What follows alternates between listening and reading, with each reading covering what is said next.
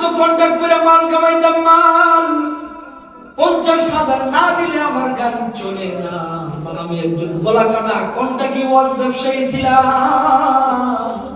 মানুষ আমাকে বক্তা হিসেবে চিনছে, দুনিয়াতে তোমাকে বড় গলা কাটা বক্তা বলেছি, ময়দানে মাশরে ওই বক্তার জন্য কি ফয়সালা সুম্মা উমিরা বিহি ফায়ুসাবু আলা ওয়াজহি হাত্তা উলকিয়া ফিন-নার।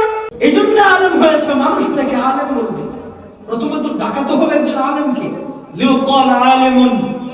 তুমি যে দুনিয়ার মানুষকে আমি ধনসম্পদ দিয়েছি, দুনিয়ার মানুষকে আমি অর্থ বৈভব দান করেছি, কিন্তু আমার জবান থেকে নির্গত কালাম এই কোরআন তাদেরকে দান করিনি, এটা তোমাকে দান করেছিলাম। তুমি এটা দিয়ে কি করছিলা?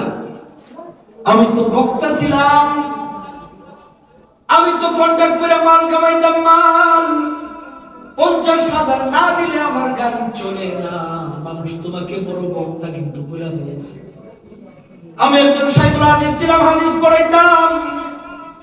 আমি একজন মুহাদ্দিস ছিলাম, দুনিয়ার মধ্যে মানুষ আমাকে মুহাদ্দিস শাইখুল হাদিস বলে ফেলেছে। আমি একজন গলা কাটা কন্টাক্টি ওয়াজ ব্যবসায়ী ছিলাম। মানুষ আমাকে বক্তা হিসেবে চিনছে, দুনিয়াতে তোমাকে বড় গলা কাটা বক্তা বলেছি, ময়দানে মাশরে ওই বক্তার জন্য কি ফয়সালা সুম্মা উমিরা বিহি ফায়ুসাবু আলা ওয়াজহি হাত্তা উলকিয়া ফিন-নার। দুনিয়ার মধ্যে যদিও আমাকে সম্মানের চেয়ার দিয়েছেন, আসন দিয়েছেন, ময়দানে মাশরে আমার কথা শুনেছেন, আপনি যাবেন জান্নাতে। আমি মালের জন্য, দুনিয়া কামানোর জন্য কথা বলেছিলাম। এইজন্য আমার পা টেনে হেসড়ে ধরে জমিনের মধ্যে মুখটাকে লাগিয়ে হেবরতের উপর করে ঠেলে দিয়ে আমাকে জাহান্নামের মধ্যে নিক্ষেপ করা হবে।